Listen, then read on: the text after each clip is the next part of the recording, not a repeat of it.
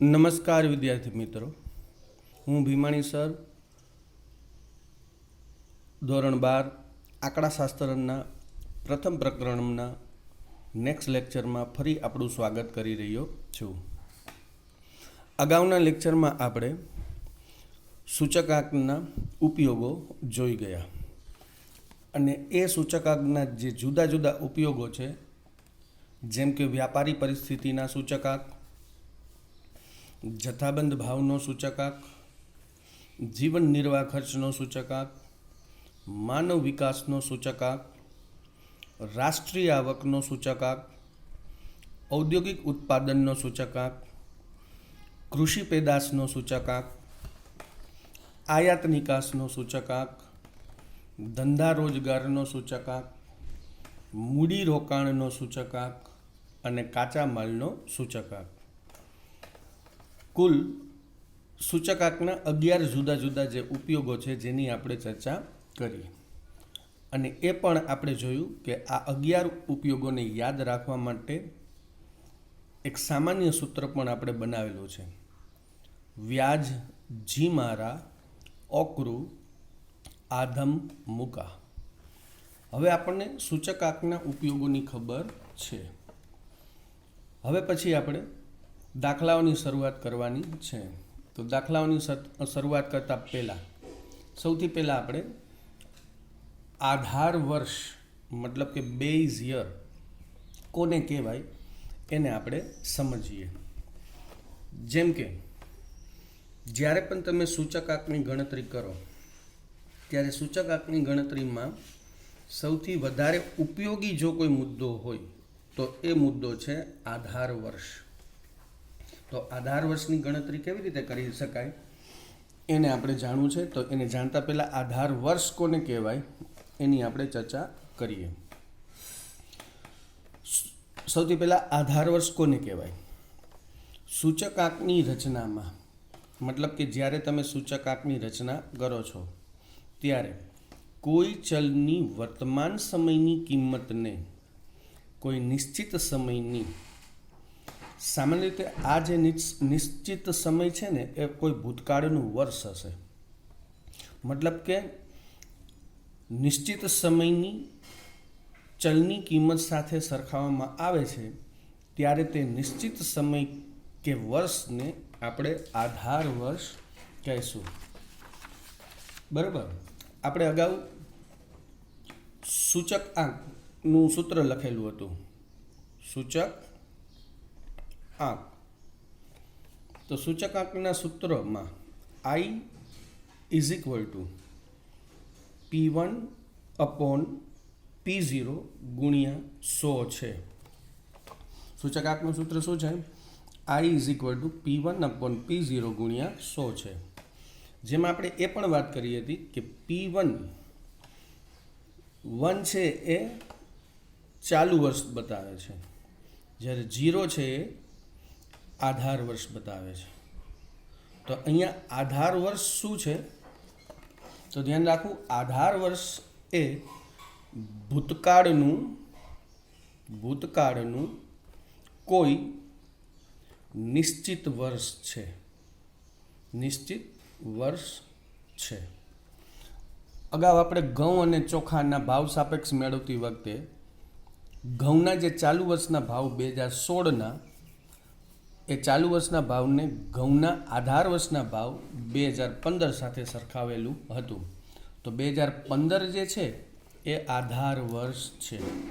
એટલે ધ્યાન રાખવું, ચાલુ વર્ષને આપણે આધાર વર્ષથી ભાગી અને સૂચકાંકનો ગુણોત્તર મેળવીએ છીએ.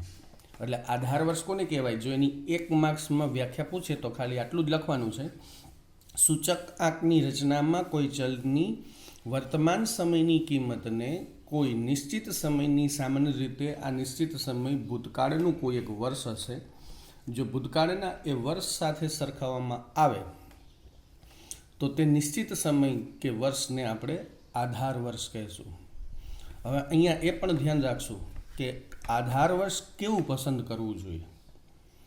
જે વર્ષને તમે આધાર વર્ષ તરીકે પસંદ કરો ને, મતલબ કે આધાર વર્ષ તરીકે પસંદ કરવામાં આવે તે વર્ષ પ્રમાણ્ય કે સામાન્ય હોવું જોઈએ. હવે પ્રમાણ્ય કે સામાન્યનો મતલબ શું થાય?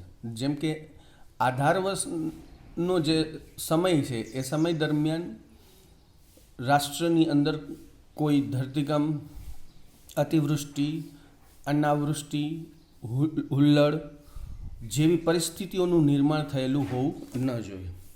જો આવી પરિસ્થિતિનું નિર્માણ થયેલું હોય તો આધાર વર્ષની જે કિંમતો છે એ આપણને સાચી મળશે નહીં. તો સૂચકાંકની ગણતરીમાં ભૂલો આવવાની સંભાવના વધી જાય છે. જેમ કે તમે જોઈ શકો કે છેલ્લા 2 વર્ષ બરાબર એ COVID-19ને કારણે દેશના અર્થતંત્રમાં ઘણી બધી ઉથલપાથલ સર્જાયેલી છે. તો બને ત્યાં સુધી આવું જે વર્ષ છે એને આધાર વર્ષ તરીકે પસંદ કરી શકાય નહીં. મતલબ આધાર વર્ષ પ્રમાણ્ય કે પછી સામાન્ય હોવી જોઈએ, મતલબ કે નોર્મલ હોવું જોઈએ. બીજી વસ્તુ એ પણ ધ્યાન રાખવું, આધાર વર્ષ એ લાંબા ભૂતકાળનું વર્ષ ન હોય તે પણ જરૂરી છે. મતલબ બહુ જ ભૂતકાળનું વર્ષ આધાર વર્ષ તરીકે પસંદ કરી ન શકાય. એનું કારણ છે, જો ભૂતકાળનું વર્ષ તમે પસંદ કરો તો દિવસે ને દિવસે જે વ્યક્તિઓ છે એની માંગ અને પસંદગી અને રુચિ છે એ બદલાતી રહેતી હોય છે. તો ઘણી વખત આવી વસ્તુઓનું સમય જતાં મૂલ્ય ઘટતું જતું હોય છે, એનો વપરાશ પણ ઘટતો જતો હોય છે. એટલા માટે આધાર વર્ષ બહુ લાંબા કે ભૂતકાળનું વર્ષ ન હોય તે ધ્યાન રાખવું જરૂરી છે. તો અહીંયા આપણે સૌથી પહેલાં ચર્ચા કરી આધાર વર્ષ કોને કહેવાય. આધાર વર્ષ એટલે બેઝ યર, બરાબર. આધાર વર્ષ એટલે સૂચકાંકની રચનામાં કોઈ ચલની વર્તમાન સમયની કિંમતને કોઈ નિશ્ચિત સમયની એટલે કે સામાન્ય રીતે ભૂતકાળના ચલની કિંમત સાથે સરખાવવામાં આવે તે નિશ્ચિત સમય કે વર્ષને આપણે શું કહેશું? આધાર વર્ષ. હવે અહીંયા આપણે જ્યારે પણ આધાર વર્ષ પસંદ કરવામાં આવે, મતલબ કે આધાર વર્ષની પસંદગી આપણે 2 રીતે કરી શકીએ છીએ, બરાબર. કે આધાર વર્ષની પસંદગી કઈ 2 રીત છે તો તેની સૌથી પહેલાં ચર્ચા કરીએ. મતલબ આપણે શું કરવું છે?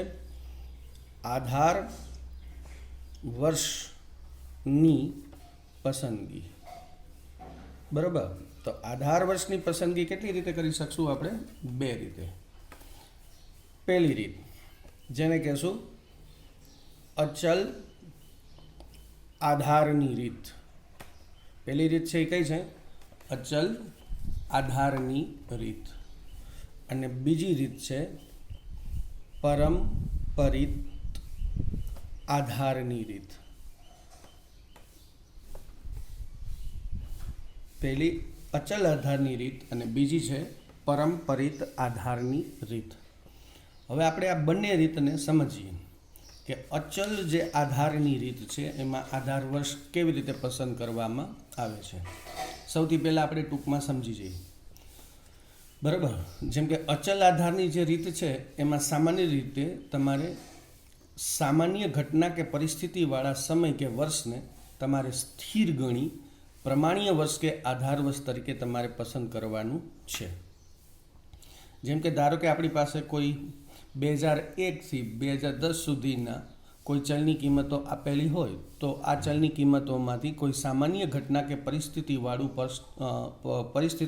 વર્ષ કે સમય એને તમારે સ્થિર ગણી અને પસંદ કરવાનું હોય છે. બીજું, ઘણી વખત એવું બને કે અમુક સંજોગોમાં અમુક વર્ષોની સરેરાશ કિંમતને પણ તમારે આધાર વર્ષની ચલ કિંમત તરીકે લેવામાં આવતું હોય છે. એટલે ધ્યાન રાખવું, અચલ આધારની રીતમાં એક ભૂતકાળનું કોઈ એક સામાન્ય વર્ષ પસંદ કરવામાં આવશે. જો તમે આ સામાન્ય વર્ષ પસંદ ન કરી શકો તો ભૂતકાળના અમુક જે વર્ષો છે, અમુક વર્ષોની તમે સરેરાશ પણ મેળવી શકો છો, બરાબર. જેમ કે સામાન્ય વર્ષમાં ધારો કે અત્યારે 2021 છે તો 2021ના ભાવને સરખાવવા માટે તમે ભૂતકાળનું કોઈ એક વર્ષ, ફોર એક્ઝામ્પલ 2018 કે ફોર એક્ઝામ્પલ 2019 આવું કોઈ સામાન્ય વર્ષ પસંદ કરી શકો છો.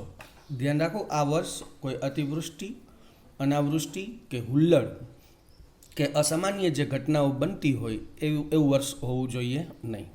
અને બીજું, કદાચ જો તમને અચલ આધારની રીતમાં ભૂતકાળનું કોઈ એક વર્ષ સામાન્ય વર્ષ તરીકે પસંદ કરી શકાય તેમ ન હોય તો અગાઉના બરાબર વર્ષોની તમે ભૂતકાળના વર્ષોની સરેરાશ પણ મેળવી શકો. ફોર એક્ઝામ્પલ, ધારો કે 2018ના વર્ષનો ભાવ વત્તા 2019ના વર્ષનો ભાવ વત્તા 2020ના વર્ષનો ભાવ, આ 3 વર્ષોના ભાવની તમે સરેરાશ પણ લઈ શકો છો.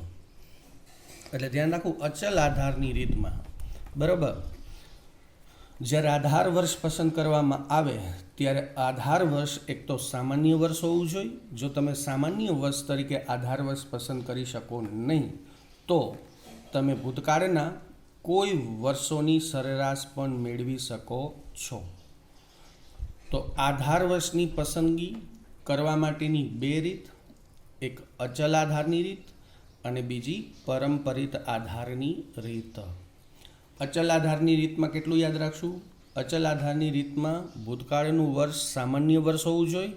જો સામાન્ય વર્ષ પસંદ કરી શકાય નહીં તો અમુક વર્ષોની સરેરાશને પણ તમે આધાર વર્ષના ભાવ તરીકે તમે પસંદ કરી શકો છો. બીજું છે એ પરંપરિત આધારિત. પરંપરિત આધારિતની જે રીત છે ને એ બહુ સરળ છે. અચલ આધારની રીતમાં જે તમે સામાન્ય વર્ષ પસંદ કરો ને એ સામાન્ય વર્ષ ધ્યાન રાખવાનું ભૂતકાળનું બહુ જૂનું ઘણા વર્ષો પહેલાંનું પણ વર્ષ હોવું જોઈએ નહીં. હવે આપણે ચર્ચા કરીએ પરંપરિત આધારની રીત. તો પરંપરિત આધારની રીતમાં અગાઉનું વર્ષ પસંદ કરવામાં આવે છે. કયું? અગાઉનું વર્ષ પસંદ કરવામાં આવે છે. ધારો કે તમે વર્ષ 2021ના બરાબર ભાવને, કોઈ ચીજવસ્તુના ભાવનો તમારે ભાવ સાપેક્ષ મેળવવો છે. તો આ ભાવ સાપેક્ષ મેળવવા માટે વર્ષ 2021ના છેદમાં તમારે વર્ષ 2020ના ભાવ લેવાના છે. એ જ રીતે જો તમે વર્ષ 2020ના ભાવને સરખાવવા માગતા હો તો 2020 પહેલાંનું અગાઉનું વર્ષ 2019 થાય. મતલબ કે દર વર્ષે પરંપરિત આધારમાં અગાઉનું વર્ષ પસંદ કરવામાં આવે છે. દર વર્ષે પરંપરિત આધારમાં અગાઉનું વર્ષ પસંદ કરવામાં આવે છે. આ પરંપરિત આધારની રીતના દાખલા આપણે પછી જોશું. સૌથી પહેલાં આપણે જે રીતે ચર્ચા કરી છે એ મુજબ આપણે અચલ આધારની રીતે બરાબર દાખલાઓની ગણતરી કેવી રીતે કરી શકાય એની આપણે ચર્ચા કરીએ.